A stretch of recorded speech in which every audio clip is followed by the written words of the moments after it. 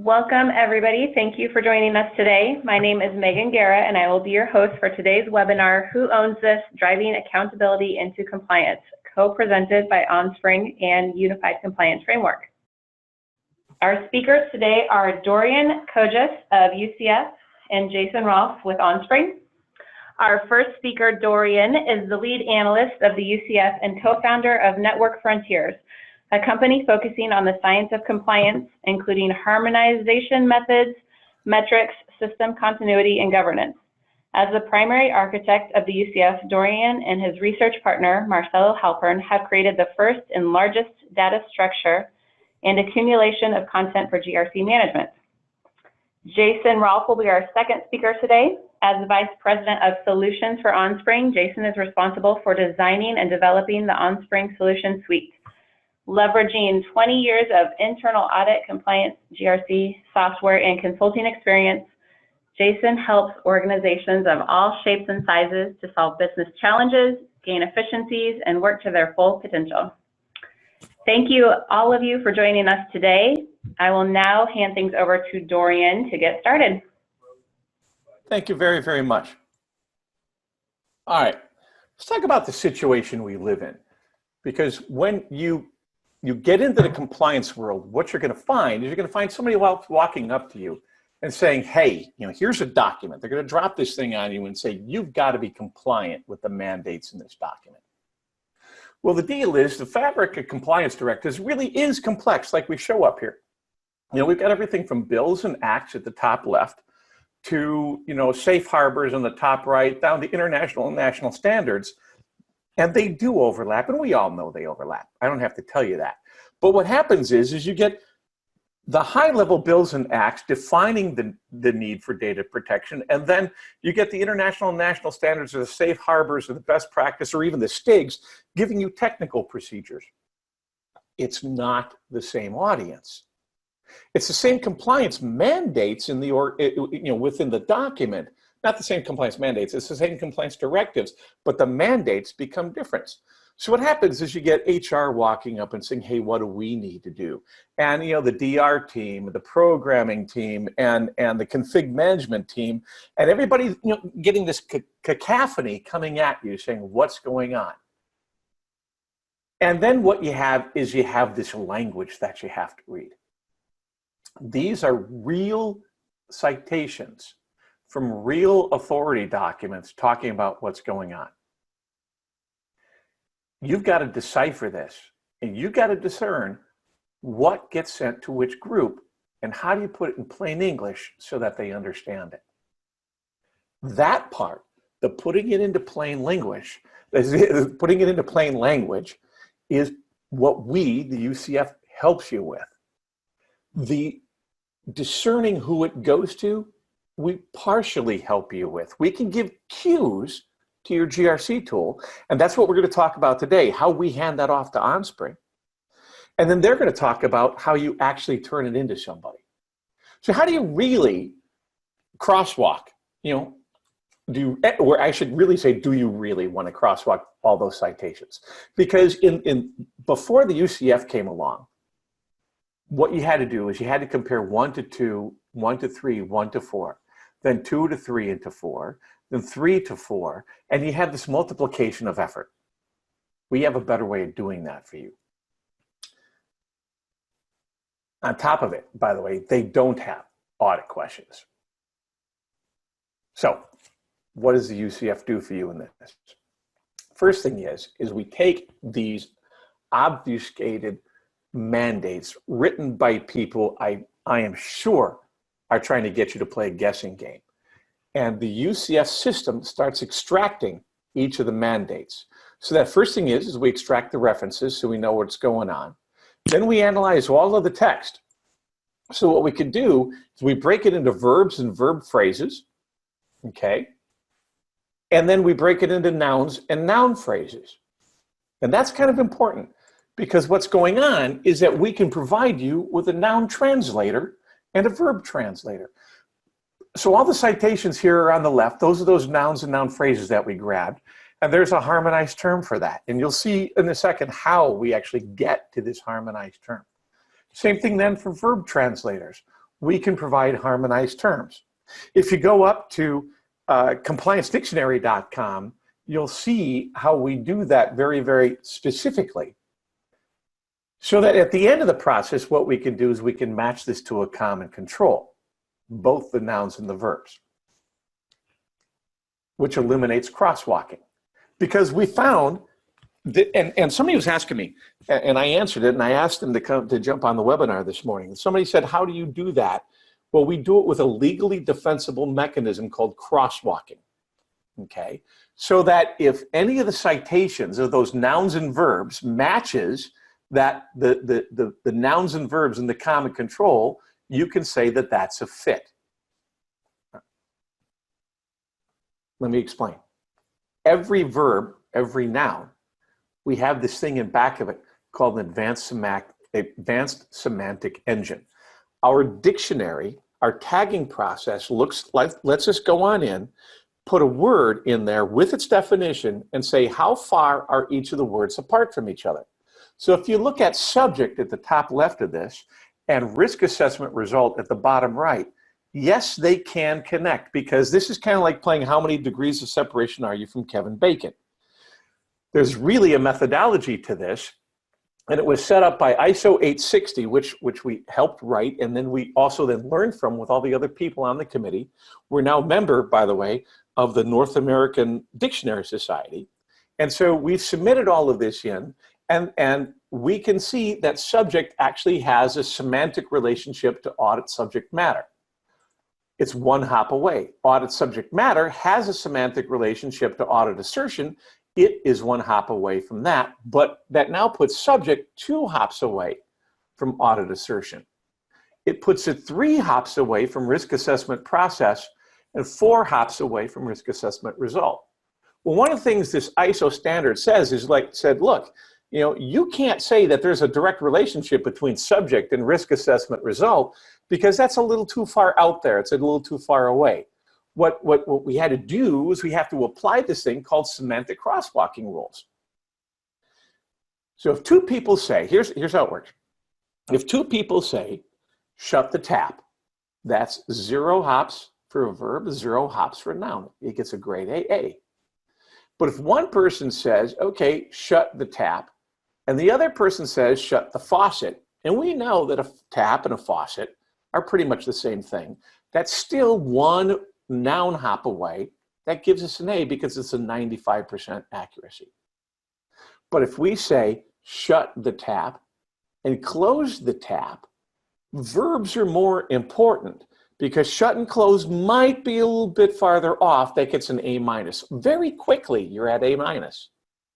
And now if we say shut the tap and close the spigot, we're now only at a B+, because that go down, if you 1, 2, 3, 4, 5 rows down, you'll now see that that's 1 verb hop and 1 noun hop away.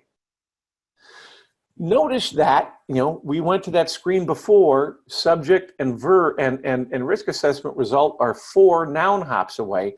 There's not even a 4 listed over here until you get almost to the bottom. That's a B-. That's way down there. But if you had then a verb that was changed, notice that there's not even a verb exactly on here. So that wouldn't even be a D. That wouldn't let a match happen in our system. That's how closely we look at everything. So if we have terms, and you're always going to get verbs and nouns being different.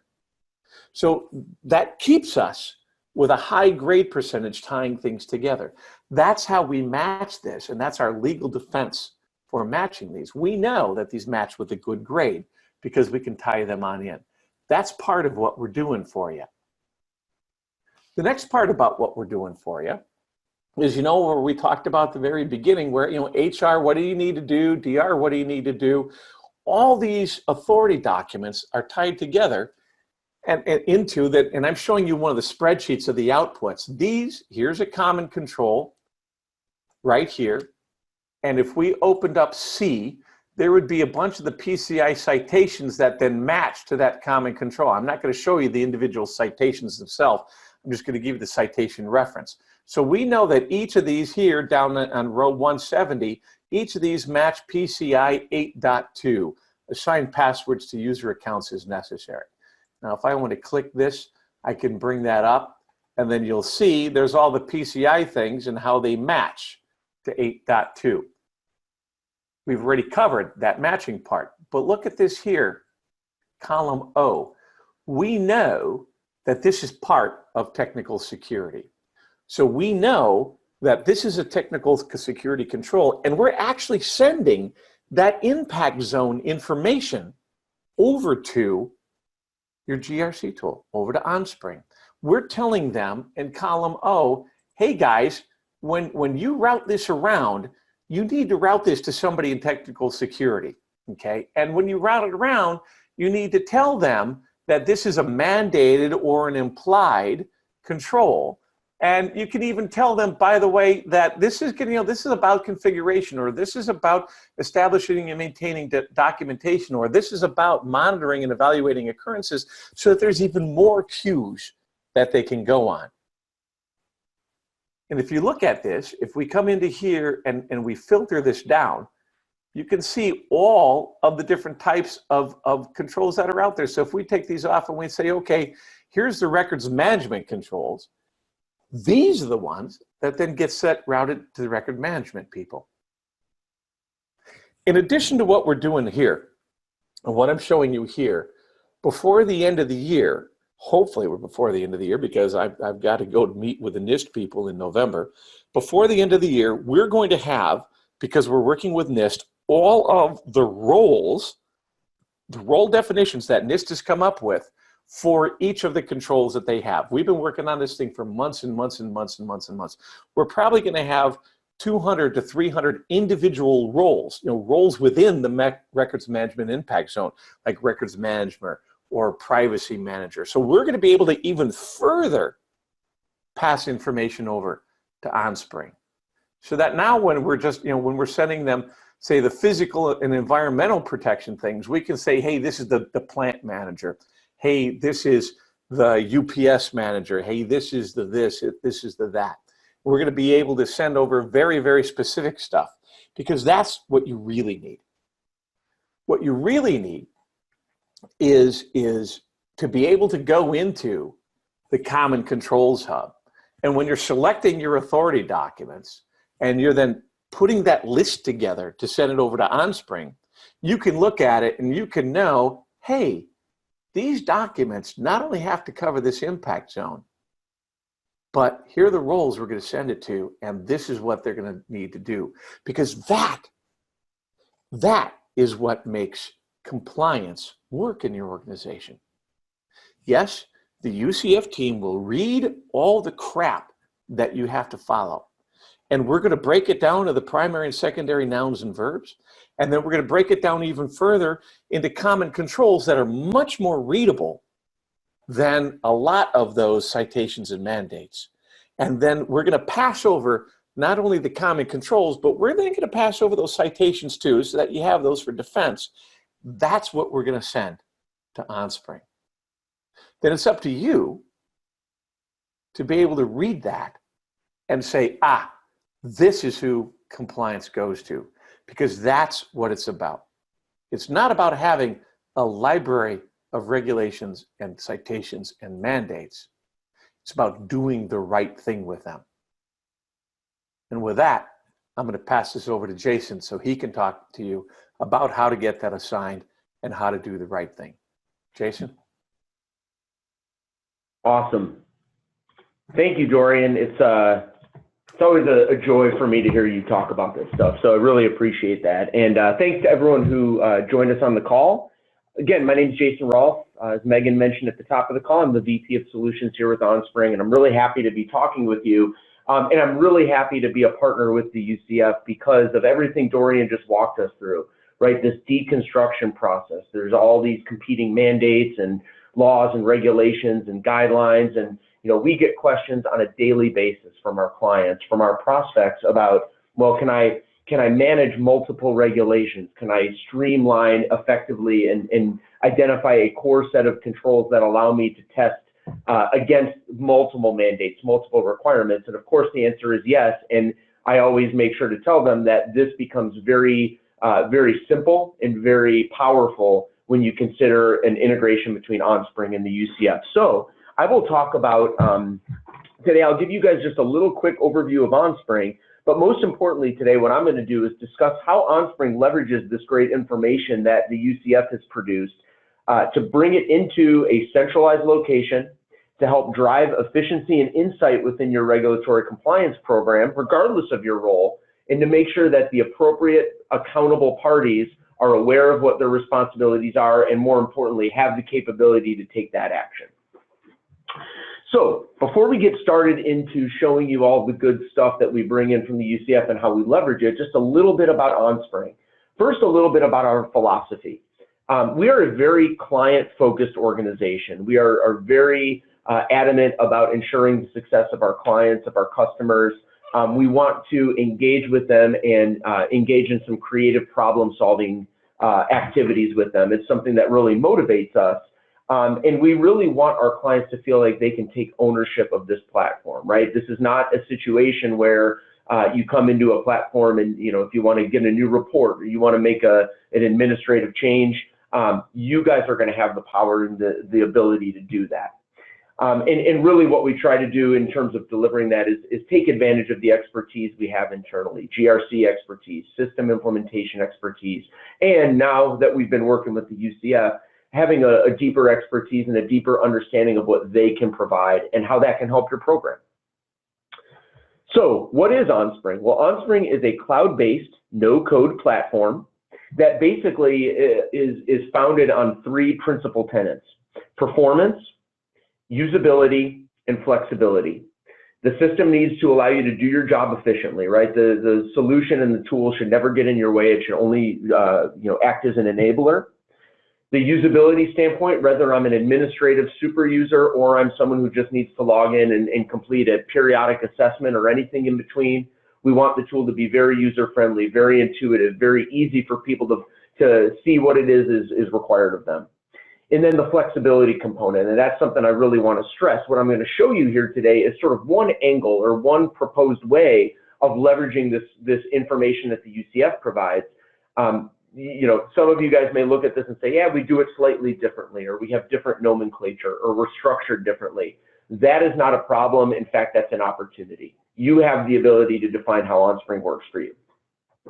So first, let's talk about it. You know, Dorian walked us through how they've deconstructed all of these different citations, mapped them into this system of common controls. So how does this information get into Onspring? This will be the most technical component of this conversation from an Onspring perspective. But I would like to introduce you guys to the Onspring Data Connector. So in the administrative tab, when I select the data connector, what the data connector is, it is a nice clean user interface that overlays a very intricate API that has specifically been built to integrate with the UCF and its tables and its data. I'm just going to give you a very brief overview of how this works, and certainly at any point if someone wants more information about it, we are happy to provide that. Essentially what happens here is you have the ability to authenticate into your UCF account. Dorian talked about building the different lists of regulations or authority documents that are meaningful to your organization. So once you authenticate and connect to UCF, you have the ability to access those shared lists and see those lists that you've built, whether it's something specific to one particular regulation, or maybe you've bundled a number of different authority documents into a single list. For us, that doesn't matter. It's just a matter of making sure you've got the right list chosen. Then as we go down a little bit, the next kind of concept here is what we call app mapping. So in Onspring, you store and manage data in apps. And really an app is just another way of saying a database table. On the left-hand side, these data sources, these are all the tables of information that the UCF provides. And Dorian even talked about the roles that they're working on with with NIST, or, you talk about the big three, as I call them, the authority documents, the citations, and the controls, but you see there's a wealth of additional information out there. What we do is we allow you to map the UCF tables of data to the Onspring apps. And the nice thing is, for anyone who's a customer of Onspring and wants to use UCF, all of these apps are pre-built. All of the fields have been built to match the nomenclature that the UCF provides. So once you get the data connector installed and activated within your environment, and once this mapping is done one time, That's the last of the mapping you need to do. From that point on, it's a matter of coming in and running the data connector, right? You have the ability to run the data connector to your heart's content. Every 2 weeks, you'll be required to connect and refresh your status with the UCF. But once you click that run button, Onspring will essentially go fetch the information from that shared list and pull it directly into the system. Okay, so that's great. Once the data is in the system, how does that impact you? Well, the short answer is it depends, right? It depends on what your role in the process is. So from this point on, now that we've used the data connector to pull in some of the authority documents and the underlying citations and controls and information from the UCF, I'd like to talk a little bit about this regulatory compliance process from a couple of different perspectives, from the perspective of a couple of different personas. Someone who's primarily responsible for managing regulations or managing maybe a particular regulation, for example, the new GDPR regulation. I'd also like to look at this from the perspective of sort of that, the boots on the ground, so to speak, the control owner, the tester, the person who's going to be responsible for owning a specific iteration of a control and validating that that control is performing as intended. I'd also like to look at it a little bit from a leadership perspective, an individual line unit leader or a business unit leader, and then also from an executive perspective, right? Each of these different personas has a stake in this game. They each have something to gain from it. They each have something that's at risk there, and we want to make sure that we can present the information out to them in a way that makes the most sense for their role and lets them be accountable for the things that they're responsible for. So we're going to start here on a dashboard, on our regulatory monitoring dashboard.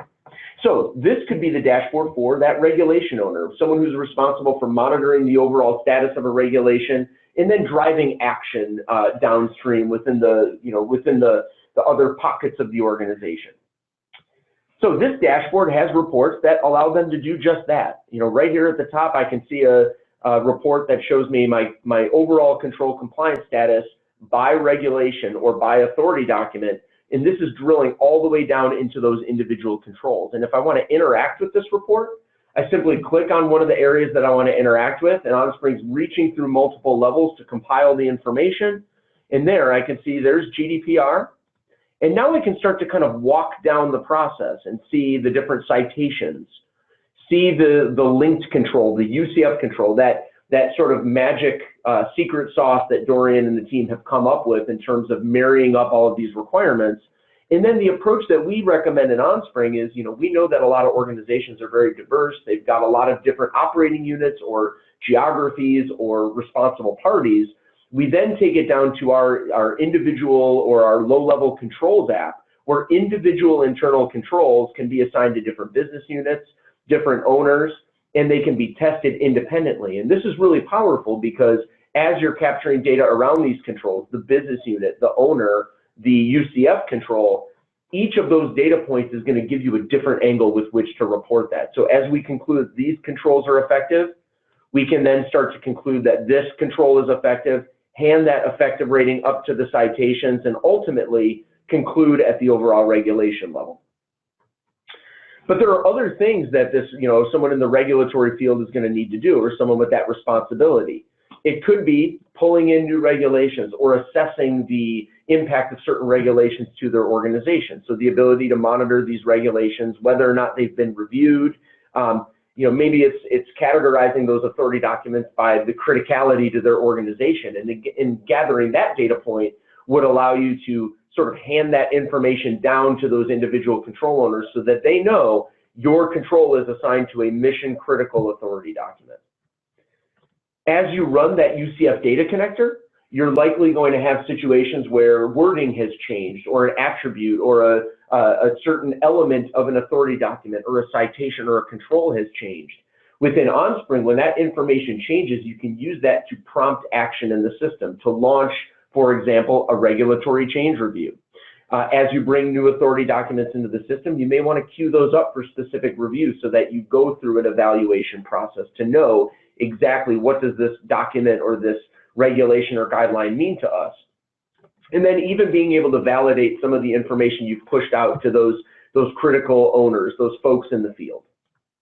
So when I think about the actions I might take, as a, as a regulation owner. There's really two I'd like to focus on today. First, I might want to, based on my understanding of a regulation, maybe new information has come to light about GDPR, and I want to think about all of my control owners downstream, and I want them to all do a validation of their controls in light of this information that I've gathered about GDPR. So what I'm going to do is I'm going to submit a regulatory control validation request. If I click on this, Onspring presents me with a pretty simple form, just a few bits of information I need to provide. So the first thing I can do is say, well, which authority document do you want to look up? General, there we go. It doesn't say GDPR in there. I'll select the General Data Protection Regulation. You can see that I'm the requester and the date that I'm requesting this. There have been significant changes. And then I can even indicate a due date by which I want my control owners to respond or validate or actually respond back to me and say, yes, I understand the impact of this on my control. Now, I can pick the authority document and push this down that way. I can do this at the citation level. I can do this at the control level. It's really up to me. But essentially what happens once I save that record, what Onspring is doing right now is it's looking down through the relationship, starting with the authority document, drilling into those UCF citations and controls, and then essentially automatically creating new validation requests for all of my control owners. So just by that action of just saying, hey, I want all of my control owners to validate against the GDPR, I have now triggered the creation of multiple validation requests, each assigned to individual control owners, so that when I log in as a control owner here in a few minutes, I'm going to be able to see that from my perspective. Another thing I might want to do, right, the UCF does a great job of providing these controls, is I may want to deploy a UCF control. I may want to pick or select a specific control that they've identified and assign that to someone within one of my business units. So I might, it might be something about data. Let's just type in data. Oh, look at that. I may want to prohibit personal data from being sent via email and messaging. And I have a business unit in my organization that I want them to attest how they do that. So that could be, different data tags. Maybe that's a data privacy or a HIPAA control, right? These are just simple reporting tabs. And then I can kind of, indicate whether that's an automated or a manual control, how frequently that control is performed. It could be a preventive or a detective control. And then I may want to pick which business unit is going to be responsible for this. So when I provide the required information and I save the record, what Onspring does is it automatically deploys that control to that business unit. It ties it back to this UCF control, and it actually further downstream automatically creates a new request for design test, right? It's informing that new control owner, hey, you are now responsible for this control. Because this control has been assigned, it's now been enrolled in the testing process. We need you to go start evaluating the effectiveness of that control.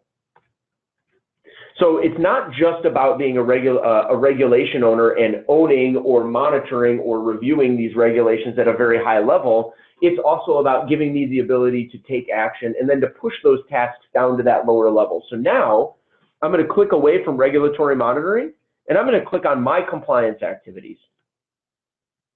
So now I'm taking off my regulatory owner hat and I'm putting on my control owner hat or my control tester hat.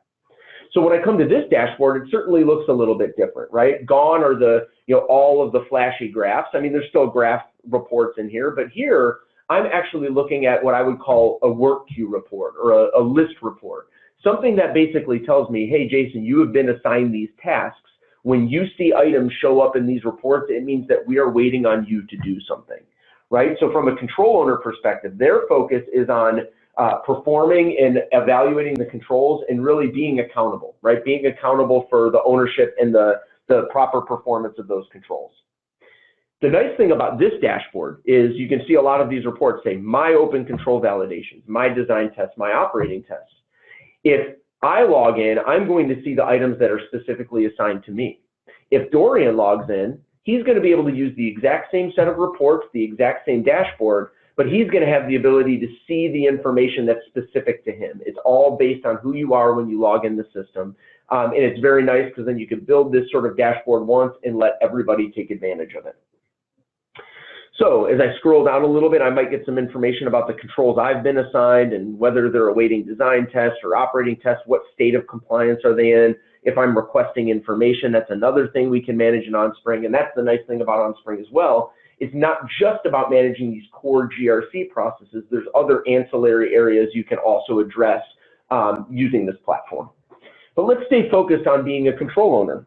Well, what are my primary actions as a control owner? Well, I basically, number one, have to perform these control validations. And wouldn't you know it, I've got a control validation that's now due on October 12th. It seems somewhat familiar. It's the one I just added into the system. So I'm going to go ahead and open this guy up.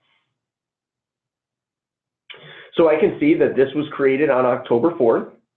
And I can see the control procedure it's targeting. It's a regulatory request. And one thing to keep in mind is that what you're seeing here, I certainly have the ability to interact with a lot of different fields. Onspring does have a very robust access control feature that lets you make sure that people can only see and interact with the data that they are required to interact with as a part of their role. But as I scroll down a little bit, I can look down here and say, oh, okay, well, this has to do with GDPR. The notes that I've been given are there have been significant changes. And if I wanted to, I could go and take a look at that regulation, right? I've given the user a link back into that specific record. So I can go kind of self-serve the information, or, they might say, hey, go read the new description of GDPR and make sure that this doesn't have any impact on your particular control, whatever the case may be. But I can very much put that information in front of that end user. So as I'm done with this, I can indicate whether or not my control is at, this particular control they're asking me to validate. I can say, yes, it's been implemented to the specifications outlined. And now that I've indicated that, I can indicate that this is now complete. And I save that. And if I go back to my dashboard, I can see I have one less control validation to do. Right? These work queue reports are very intuitive in that they only present me with the information, at least in these reports, that require my attention. Once I give them the attention that they require, I have the ability to remove those from my view so I can see the progress I'm making as I'm going through these requests. Now, another thing I may do as a control owner, as a control tester, is be responsible for executing actual testing. Maybe it's part of a Sarbanes-Oxley program or a more routine regulatory compliance program. I'm going to be required to go out and perform validations or tests of these controls. So I can see here my open design tests, right, that I've got 2 design tests out there awaiting my attention. Well, you remember up here with the control validations, I opened up that record, I went in and interacted with the record itself. We talked about wanting to make this process very efficient, make it very user-friendly. So instead of maybe diving into each individual record, I might want to click on that little pencil and bring up what we call the quick edit view, right? This is going to give me the ability to very quickly and easily work with and toggle through these records. So if I want to start working multiple items at once, I can do so from this very simple interface. So here I can see the control that I'm testing. Obviously, I'm the performer. I might want to conclude that this is effective and then submit that for review. When I hit save and next, the other record within that report is going to pop up. And let's just do the same thing. It's effective, and I'm going to submit it, and I hit save. Now my queue has been cleaned out, right? I've taken action on the items that have been assigned to me, and those design tests can be automatically assigned to me again based on when that control creates. These control validations were automatically created based on that request that my regulatory manager issued. So it's very much a case where one person's actions can definitely have an upstream or downstream impact. Just like the regulatory person requesting that validation triggers an action on my part, by me going in and performing that validation or performing that test, you see an automatic ripple effect back up the chain. That's going to impact my related UCF control, the compliance status of that, which will then impact any of the associated citations, which will then ultimately associate with the or roll up to the authority document. And one thing I'd like to point out and really stress about the value of the data that that the UCF provides in the approach that we've taken is if I just click over here on this tab. This is an example of one of the UCF's regulatory controls, and you can see some of the data points that Dorian was talking about, the impact zone, the control type, right? And then certainly all of the citations, but I like this control as an example because as you see here, when I look at all of the citations that this particular control supports, I can see it's supporting the Cloud Security Alliance, GDPR, and ISO 27001. So given the construct that we've set up, where we have individual versions of this control, as these control owners go through and test their individual controls, those results are rolling up not just to this control, but to all of these different citations and all of these different authority documents. To us, that is such a valuable thing to be able to do that test once, answer many concept. Okay, so we've assigned out responsibility as a regulation owner and monitored things on a high level.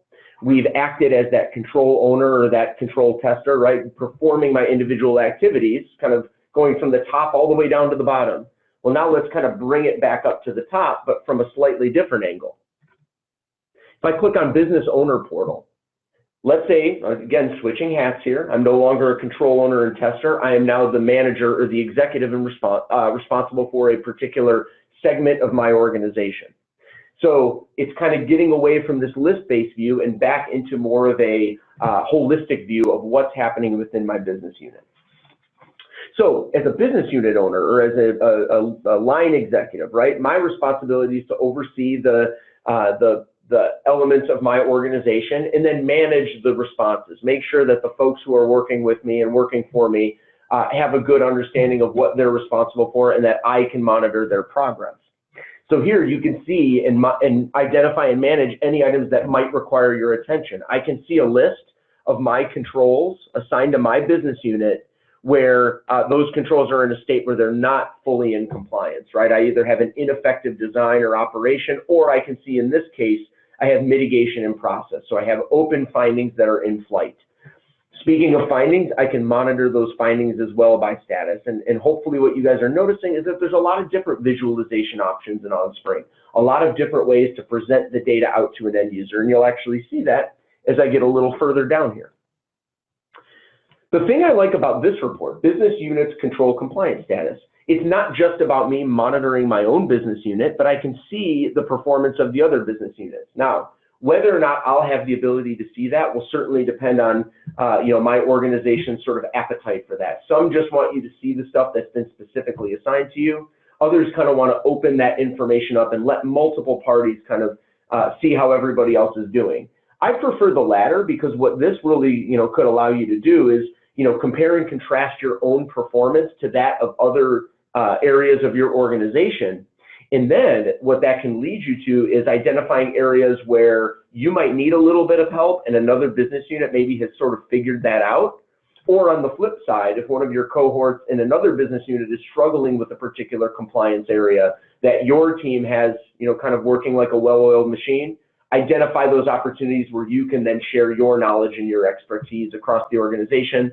As they say, a rising tide lifts all ships. So let's get everybody kind of focused on sort of managing this process in a proper way.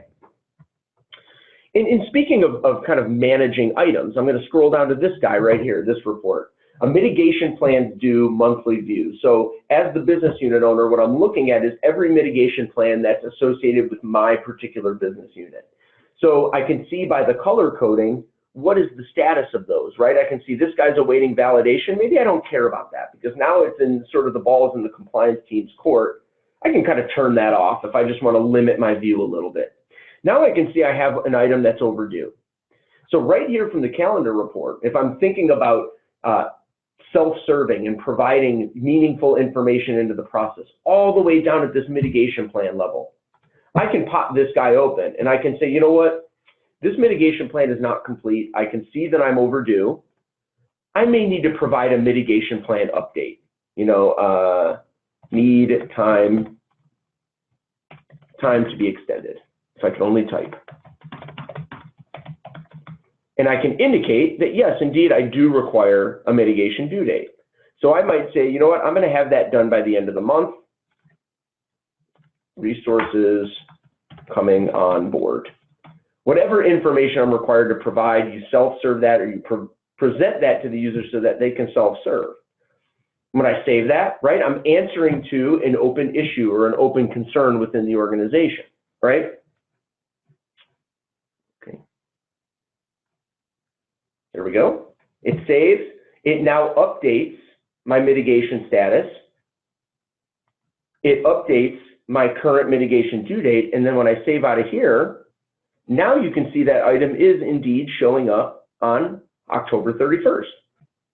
Now, if I wanted to go to this guy, same thing, but I can say, yes, I'm done with that mitigation plan. And you notice my status will change. And that's going to disappear off my report because I've hidden that. But if I open that back up, there's my audit reporting, right? Now it's awaiting validation. Now the ball is in the court of the compliance team to actually go out and validate that I've done what I'm supposed to do. So from a standpoint, you've got real-time capability to monitor these things, right? To provide those updates.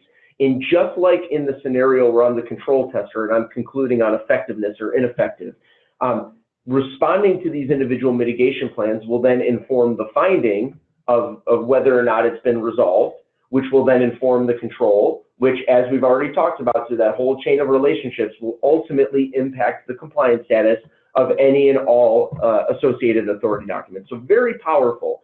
Just an individual going in and managing one piece of the process and one bit of information within the process allows us to kind of have that data make its way automatically all the way up the chain. And then finally, you know, where would we be if we didn't have our executives, right? So let's go to the executive dashboard. A little bit of a different view. Again, as you've noticed, as we've clicked between these different dashboards, let's consider who that audience is, what they need, and you know, what information they kind of want to have at their disposal. And I really want to bring up this first report here, because this to me is a very sort of a very powerful use of some of the information that the UCF provides. You know, Dorian was talking about these, you know, these impact zones, or these, what I call in Onspring, functional areas.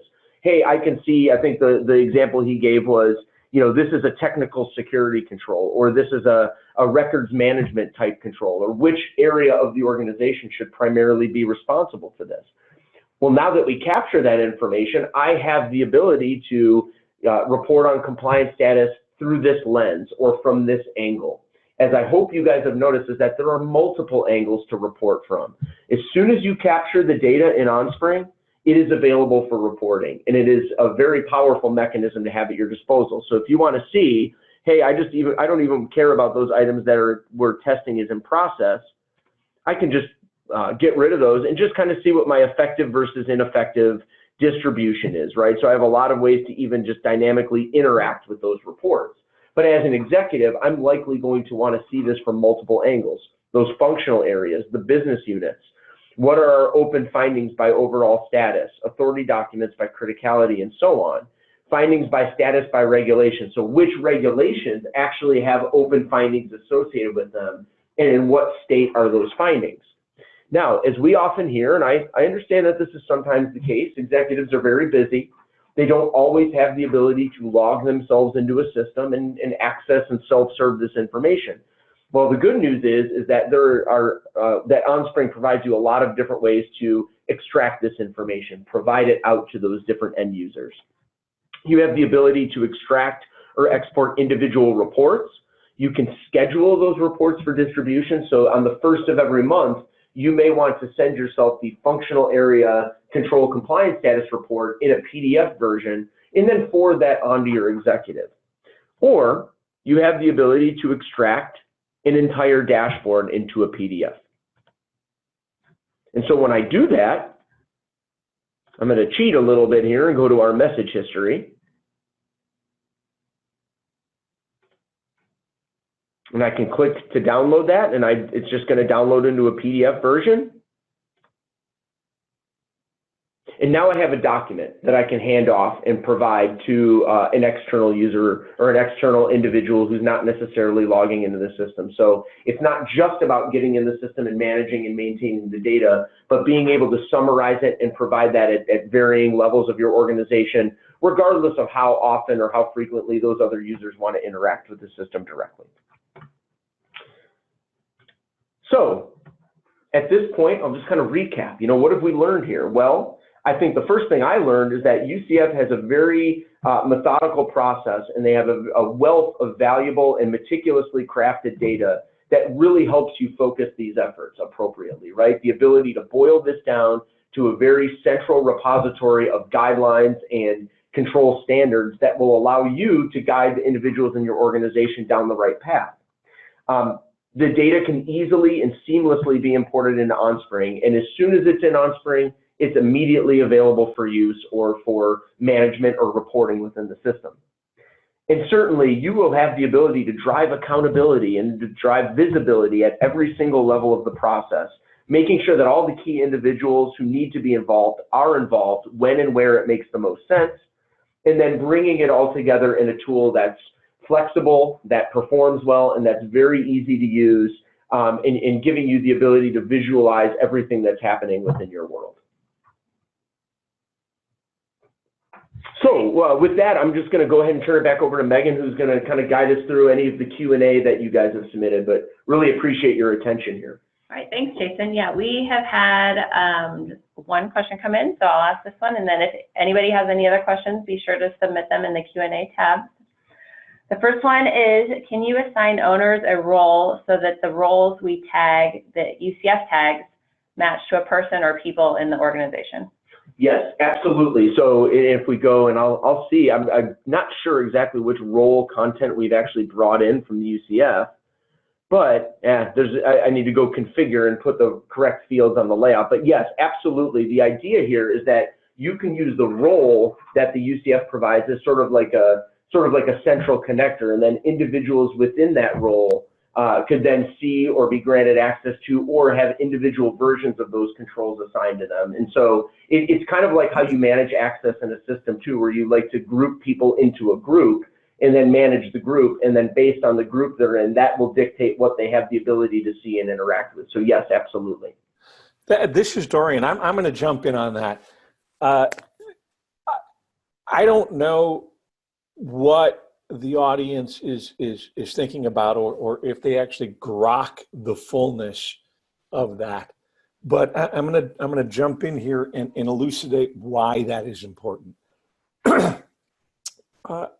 I'm on, whether you like this administration or not, I'm on the President's Council on Cybersecurity Roles, and I'm down here in Florida working with University of Southern Florida on teaching cybersecurity roles, and I work with the University of Delaware on educating executives on cybersecurity roles. Do you guys get the cybersecurity roles part in the audience?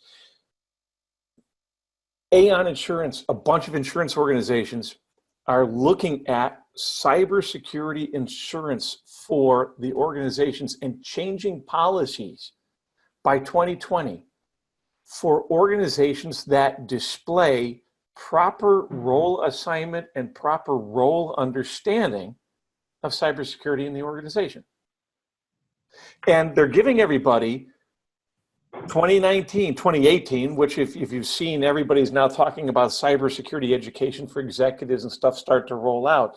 They're giving everybody 2018 and 2019 to get organizations trained and up to speed on the fact that, look, guys, we're dead serious about these roles. We're dead serious about ownership of controls, of mandates in an organization. We want to know when you get this stuff that it's not two compliance people in the back room going, yeah, we did this, without the understanding of the organization and the people in the organization that need to understand these charts are looking at them, that need to understand audit and risk management, that need to understand how it affects human resources, or that need to understand, monitoring and measurement or operationalizing these things.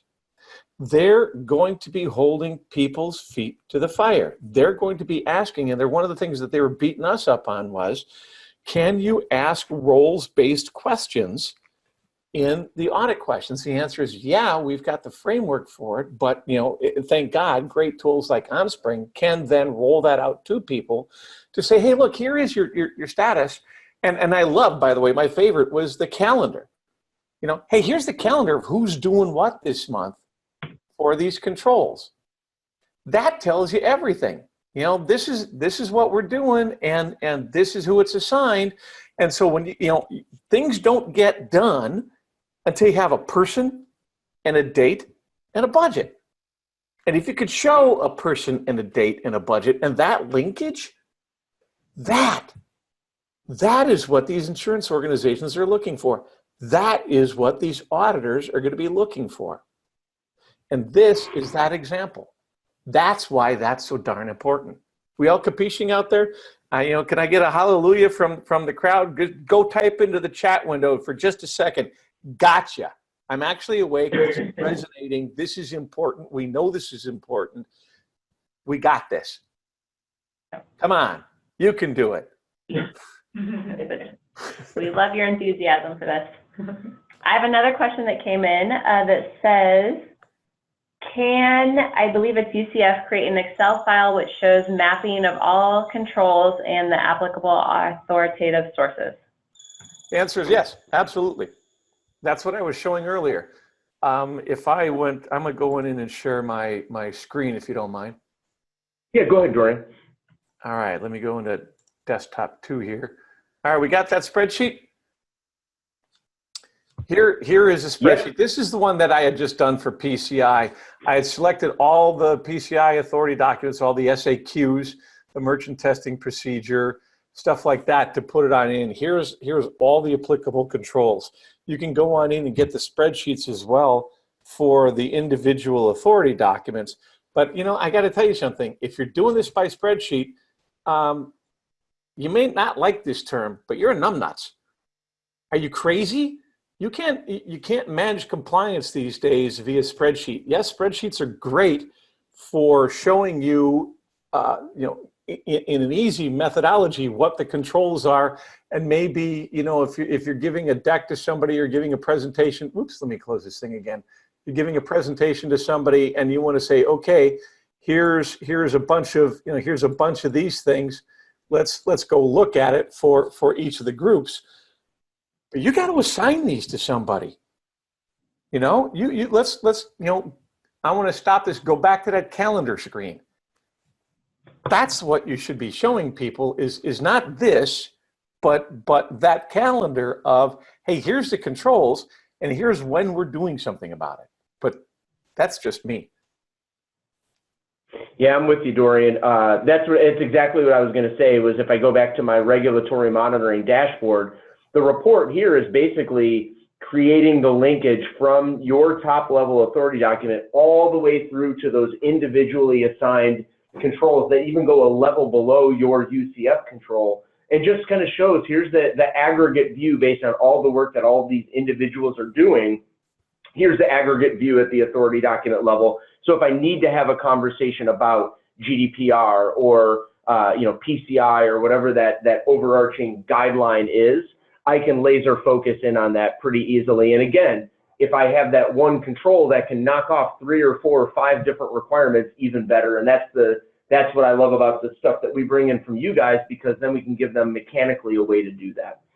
Yeah, I mean, if you got to have spreadsheets, wave the spreadsheets in front of your executives to get the budget and the assignments and the timing for everybody else. Spreadsheets are great for executives because executives have the shiny penny gene. They want to see something that goes, ooh, ah, cool, get it, got a table, know a table, because they're old, they know tables, they know spreadsheets. They probably even remember what was it, Calpana? Who was the very first spreadsheet guy before Excel? Mitch Kapoor. They probably even remember who Mitch Kapoor was. So, show those old guys the spreadsheets and then say, okay, now that I have your blessing to go assign this to people, now we're going to go get real stuff done. I'll bring you donuts. Okay, I have one final question for today. Can you send out alerts when UCF content is updated in Onspring, or how do people know when they need to come in and review changes? Yeah, absolutely. And that's exactly what I was talking about with this sort of concept of regulatory changes. So let me show you something here. I'll just put this in action. Just go pick an authority document, COSO internal control model. I'm going to make a change here. And now, obviously, if we're integrating with the UCF, the changes would be brought in through that data connector, right? I wouldn't manually necessarily be going in and doing this. But when something changes, let's have Onspring automatically generate or create new regulatory changes, right? So if I go and make a change to the COSO framework, you see there on October 4th at 1:55 p.m. Central Time, this regulatory change review was generated. Now, this is a very simplistic version. For certain customers, we have gone in and actually made this regulatory change review more granular. It's going to be based on the specific element of the authority document that changed. But when this goes out, I can pull in the name of the owner of the regulation or the owner of the control, automatically notify them through email, or have them self-serve what's open and awaiting their attention out on their dashboard. So yes, absolutely, when things change, that's when we can kind of let Onspring kind of move into action and notify and present that information to the right people at the right time. Great. All right, that's all we will have time for today. If we didn't get to your question, or if you have something, feel free to email us and we will follow up with you that way. Thank you all again for joining us, and thank you to Dorian and Jason for your compliance expertise and your enthusiasm for the subject. It's great to hear from both of you. If you have any additional questions or would like to see a live demo of the UCF data in Onspring, you can request your own demo at onspring.com. Have a great day.